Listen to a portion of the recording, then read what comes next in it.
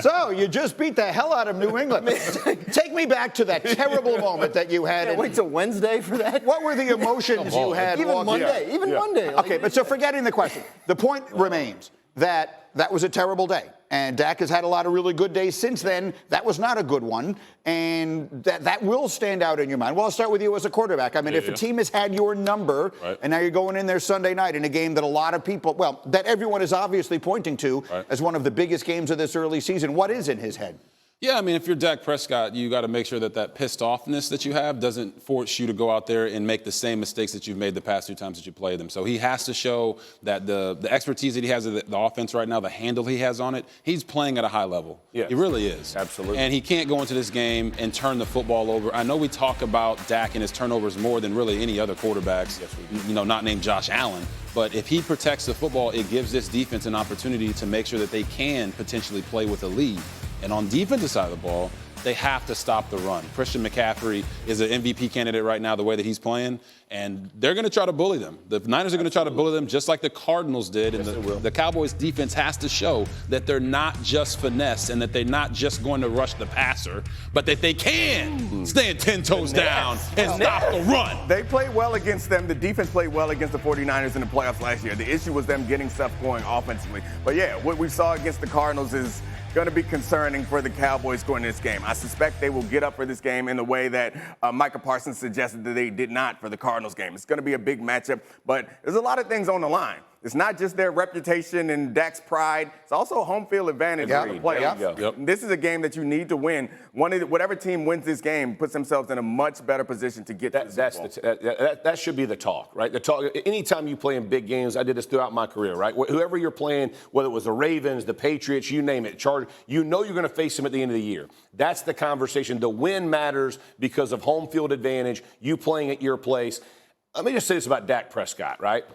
We bash Dak Prescott more than any other quarterback, which is obviously ridiculous. But when you talk about the Niners, their defense does this to every quarterback, bro. Yeah. This is not new. It's not new to make it really hard on a quarterback. It's a great defense. Not one player on the defense. All 3 levels of this defense are really good. So do you think Dak Prescott will throw for 500 yards? You're lying to yourself. Right. Nobody throws for 500 yards. Limit your turnover.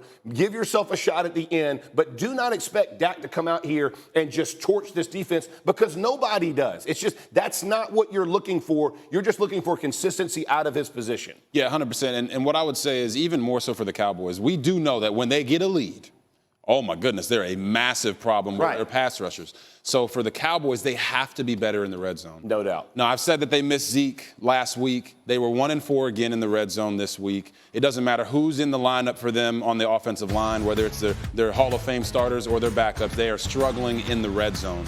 If you're the Cowboys this week, you have to put together the best red zone plan you've ever done because scoring 7 in the red zone is going to pay dividends for you against a tough team like the 49ers. And right now, the Cowboys are ranked 30th in the NFL in red zone efficiency, whereas last year they were number 1. That's a really good and important point because it then sets up the other side of it, Dan, because to me the most fascinating part of this game is what you were getting to a moment ago, and that is, can this Cowboys defense, which is built to rush the passer with a lead, can they stand up against a physical offensive line, Christian McCaffrey, and what the 49ers want to do? That is the big question, and the game the Cardinals played against them 2 weeks ago is worrisome from that standpoint, right? Because they did push them around up front. And they did run the ball effectively against the Cowboys, and you know that's how the 49ers are going to want to come out and do this. I think the Cowboys have much more to gain in this game, given the fact that this is a team that's eliminated from the playoffs the last 2 years, given the fact that the question about the Cowboys is, are they just bullies, right? Are they just going to beat up on bad teams? Yeah. And can they contend with the top? No one's looked better than the 49ers. No one in the league has looked better than the 49ers. The Bills. Except that they had the one loss. Yeah, but the Bills. Yeah, I'd be upset too if I was a fan. So there's a lot of things we got to do better, and that's what we'll try to do.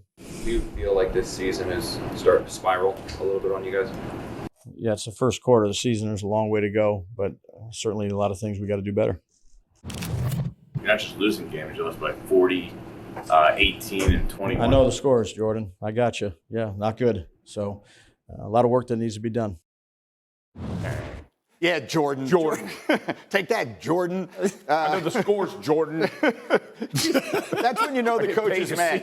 When they go first name on you. You know? yeah. And even the full name. Like if it was me, okay, Michael. But all kidding aside, he's got a reason to be upset. Yeah. Look, when things go as badly as they have gone for the Giants to begin the season, there's a lot of blame to go around. But for the most part, the people who benefited most from their surprisingly good season last year were the coach, who became coach of the year and got all the accolades, and the quarterback, who got paid a whole lot of money, a lot more than most people thought he was going to get. So now when we're handing out blame, are you pointing a finger right this minute at the coach or the quarterback? I'm pointing more at the coach than I am at the quarterback. And I hated to see the way that he kind of showed up the quarterback on TV, flinging the iPad. Like, you know you're on Monday Night Football. Right. You know the cameras are on you. And Daniel Jones knows that he should have made a better decision. Like, I hated that. But on top of it, you're asking Daniel Jones to do a lot with a little bit of help. He's getting pressured the entire game. And he also doesn't have anybody on that lineup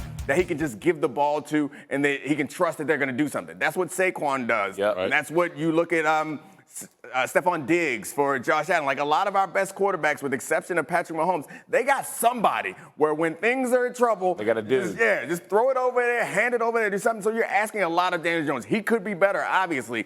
But with what? Getting sacked 10 times in the course of the game? Yeah. It's real Seahawks tough. had 11 quarterback sacks last night, and he's throwing the tablet. And I understand that. Here's the bottom line of it.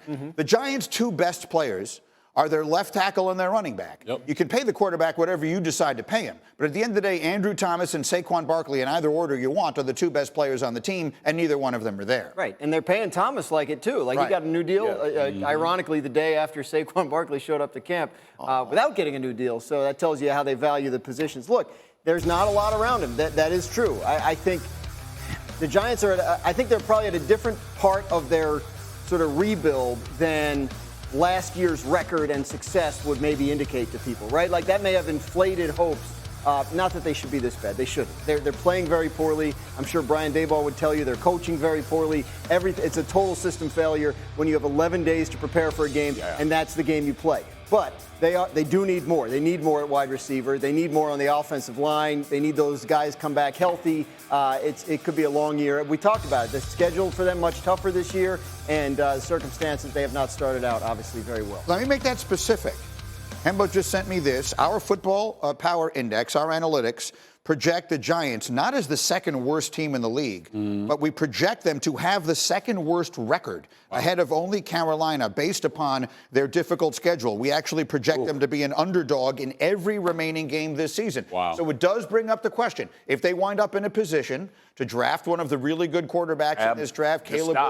Absolutely. Absolutely. Absolutely you do. I mean, listen, you talk about 2 years with Daniel Jones at best with this contract the way it is.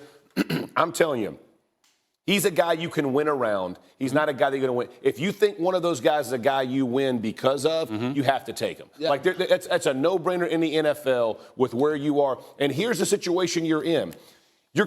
Your defense is playing, they're not tackling anybody. Your special teams getting penalties. But when your quarterback can't overcome all the negativity that's happening in your offense, if you think there's a guy in the draft that can, you got to take a chance on it. Yeah. But, Jeff, that's exactly why they paid Daniel Jones what they paid him. All right? They can't get out of the contract for another 2 years. This year and next. I do think that Daboll throwing the iPad is clear frustration, and it is regret that they paid Daniel Jones. But the bottom line is this. They paid him. He is your quarterback. Right now, the value of the running back position, collectively, we can all make arguments about why it is where it's at. But for the Giants, without Saquon Barkley right now, the last 11 games, they're 3-8. Daniel Jones, when Saquon Barkley doesn't play, he has more interceptions than he has touchdowns. So the value of Saquon Barkley to this offense is important because on play action pass, that's where Daniel Jones lives at.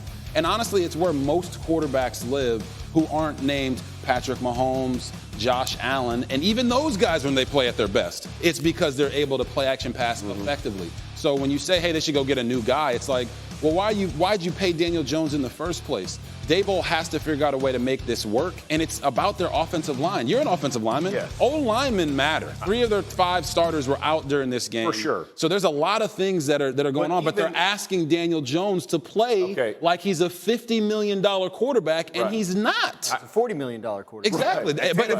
But not just the money, it's the way that you're asking him to go play the game. Right. He's not a guy that can take the load of the whole team and win. If they had 3 starters, do you think Daniel Jones takes this team to a Super Bowl? You think if they have everything right, listen, is he that guy? I'm not saying that he can't. What I'm saying is if you have a chance to get Caleb Williams or Drake May or however it ends up shaking out in there, and one of those guys you think is a generational guy, I think you look at it and go, I've seen this guy for 5 years. We know he's fumbled it a whole lot. Then you shouldn't have paid him. Well, I agree with that. I wouldn't. They've already paid him. If I'm Caleb Williams or Drake May, I'm not trying to go play behind this offensive line.